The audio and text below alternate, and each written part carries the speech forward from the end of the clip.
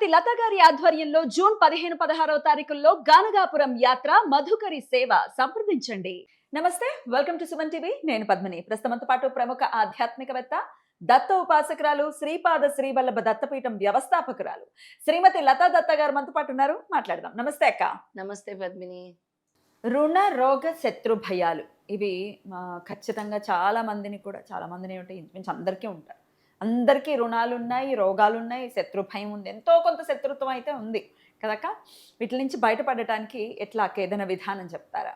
చాలా బాగా అడిగావు పద్మిని. శత్రువులు ఎక్కడో ఉండరు, మన పక్కనే ఉంటారు. మనం చేస్తున్నవన్నీ గమనిస్తారు, మనల్ని కాపీ కొడతారు, మనల్ని పడగొట్టాలని చూస్తారు. మన విషయాలని నలుగురికి తెలియచేసి చెడుగా ప్రచారం చేసేవాళ్ళు కూడా వాళ్ళే. ఎందుకంటే ఎదుగుదలని ఓర్వలేక చేసేవాళ్ళు. దత్తాత్రేయ స్వామి ఇవే చెప్తారు మార్చుకోవాలని. ముందు ఓర్వలేనితనం ఎక్కువ ఉంది కలియుగంలో. జెలసీ, ఎంత జెలసీ! ఒకరిని చూస్తే జెలసీ, ఒకరు కారు కొనుక్కుంటే జెలసీ, ఒకరు ఇల్లు కొనుక్కుంటే జెలసీ, ఒకరు బాగుపడుతుంటే జెలసీ, ఒకరి పిల్లలు పుడితే జెలసీ. ఆశ్చర్యం. ఇద్దరు తోటికోడళ్ళు ఉంటారు, పిల్లలు పుడతారు, తనకు పుట్టలేదని ఒకవేళ పుట్టకూడదని పుట్టిన ఆవిడ కూడా ఈవిడి గురించి కోరుకుంటుంది.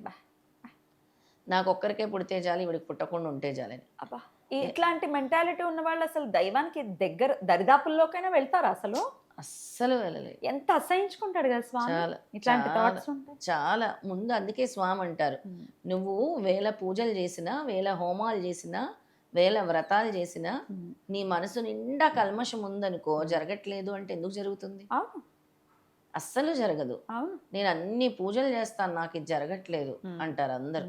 నేను ఎన్నో పూజలు చేస్తున్నాను, స్వామి నన్ను అనుగ్రహించట్లేదు, నన్ను కరుణించట్లేదు అని అంటే లోపలంతా కుళ్ళుంటాయి. ఎక్కడ కుళ్ళు, విషం చిమ్ముతున్నావు నువ్వు ఒకరి మీద, దాన్ని మానుకోవాలి అంటారు స్వామి.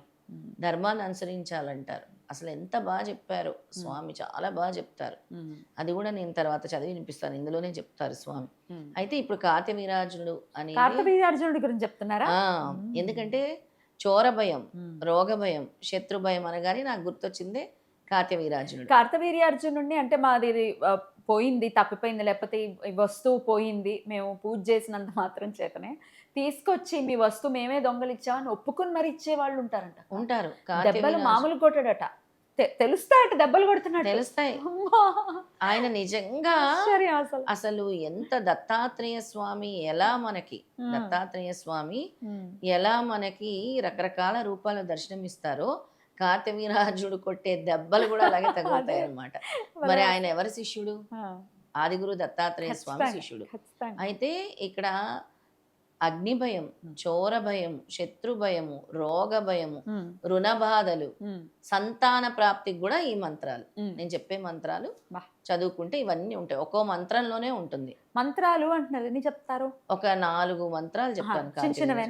చిన్న చిన్న మంత్రాలు, శక్తివంతమైన కార్తవీర్యార్జున మంత్రాలు. అంతేకాదు తప్పిపోయిన వాళ్ళు కూడా తిరిగి వస్తారు. తప్పిపోయిన వాళ్ళు, ఇంట్లో నుంచి పారిపోయిన పిల్లలు ఎంతో మందికి ఉంటారు. అమ్మ నాన్న కొట్టారనో, తిట్టారనో, మార్కులు రాలేదనో, లేదా తల్లిదండ్రులు చనిపోతే పెద్దమ్మలు వాళ్ళు పెంచుకొని అక్కడ వాళ్ళు సరిగ్గా చూడట్లేదని పారిపోయిన వాళ్ళు. ఈ కోవిడ్ తర్వాత పరిస్థితులు అందరివి మారిపోయాయి. అలా చాలా మంది అనాథలు అయిపోయిన పిల్లలు కూడా ఉన్నారు. ఎవరికి పగవాళ్ళ పిల్లలకు కూడా అలాంటివన్నీ మనకు బాధేస్తూ ఉంటుంది అనమాట. అయితే ఆ మంత్రాలని చెప్తాను ఇప్పుడు నేను. ఓం నమో భగవతే కార్తవీర్యార్జునాయ అస్మద్వస్తు లుంపక చోరాన్ సహస్రభుజేర్ద దిక్షు బంద బంద చోరాన్ ధరిత్రి ధరిత్రి టహ టహ టహ హోం ఫట్ స్వాహ. ఇది ఏదైతే మీ బంగారం పోతుంది లేదా డబ్బులు పోయాయి, ఎవరు తీశారు అని మీరు బాధపడుతూ ఉన్న సమయంలో ఈ మంత్రం పఠించవచ్చు. ఎన్నిసార్లు చేయాలి? ఈ మంత్రము 1008 సార్లు చేయాలి. లాస్ట్లో ఏ మంత్రం ఎన్నిసార్లు చదవాలి అన్ని చెప్తారా టోటల్గా. ఇంకోటి, మనకి సర్వవేళలా రక్షణగా ఉంటారు అని చెప్పాను. ఓం ఆత్మరక్ష పరోరక్షక ప్రత్యక్ష రక్షాగ్ని అగ్నిఘోర రక్ష వాయురక్ష వాయురక్షాదక రక్ష మహా అంధకారోల్క విద్యుద్గద్ నిలచోర శాస్త్రేభ్యో మాం రక్ష రక్ష స్వాహ. ఎన్ని ఉన్నాయి ఇందులో? పంచభూతాల నుంచి, అంటే ఇక్కడ అగ్ని, వాయువు, అలాగే విద్యుత్, కరెంటు నుంచి కూడా, చోరుల నుంచి కూడా, అన్నిటి నుంచి కూడా రక్ష రక్ష స్వాహ. నెక్స్ట్ ఓం నమో భగవతే శ్రీ కార్తవీర్యార్జునాయ సర్వదుష్టాంతకాయ తపోబల పరాక్రమ పరిపాలిత సప్తద్వీపాయ సర్వరాజస చూడామణయే మహాశక్తిమతే సహస్రబాహవే ఓం ఫట్. అంతే, అది స్వాహ లేదు, హోమ్ ఫట్. ఓం ఫట్ అది కార్తవీరాజుడు. ఇప్పుడు ఇంకో లాస్ట్ మంత్రం చెప్తున్నా. ఓం నమో భగవతే మధుమతి సమేత దత్తాత్రేయాయ అత్రిపుత్రాయ సర్వకామప్రదాయ సృష్టి స్థితిలయకారాయ విధిహరిహరాయ త్రిగుణాత్మనే సర్వకౌతాని దర్శయ దర్శయ.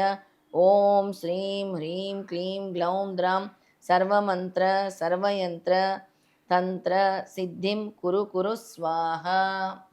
ఈ మంత్రము కార్తవీరాజున మంత్రాలకి జోడిస్తే ఇంకా మంచిది. ఎందుకంటే ఆయన గురువు గారిని స్మరిస్తేనే శిష్యుడు సంతృష్టి చెందుతాడు. దత్తాత్రేయ ముందు దత్తాత్రేయ స్వామి మంత్రము గురు ప్రార్థన చేసిన తర్వాతే ఈ 3 కార్తవీరాజున స్తోత్రాలు చదవచ్చు.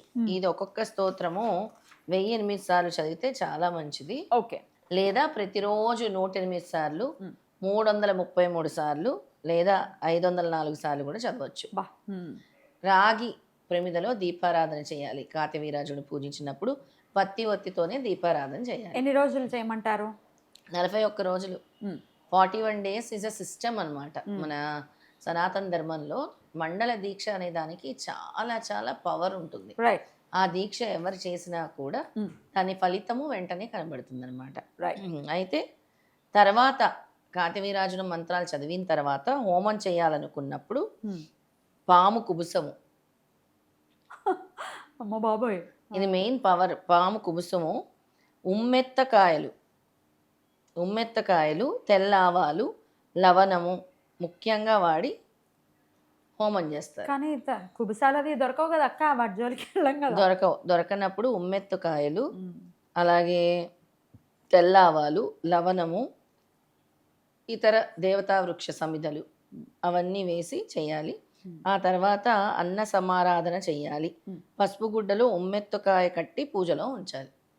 మెయిన్ ముఖ్యమైన విషయం, కార్తవీరాజున మంత్రం ఫలించాలంటే పసుపు గుడ్డలో ఉమ్మెత్తుకాయ కట్టి దేవుడు మందిరంలో ఉంచి ఈ మంత్రాన్ని జపించాలి. ఓకే. ఈ మహావిద్య పారాయణం చేసిన వారింట దొంగతనాలు, ఆ ఇంటిపై శత్రువులు, రోగాలు, రుణాలు, నరదృష్టి దాడి చేయకుండా సహస్రబాహు కాపాడుతాడు.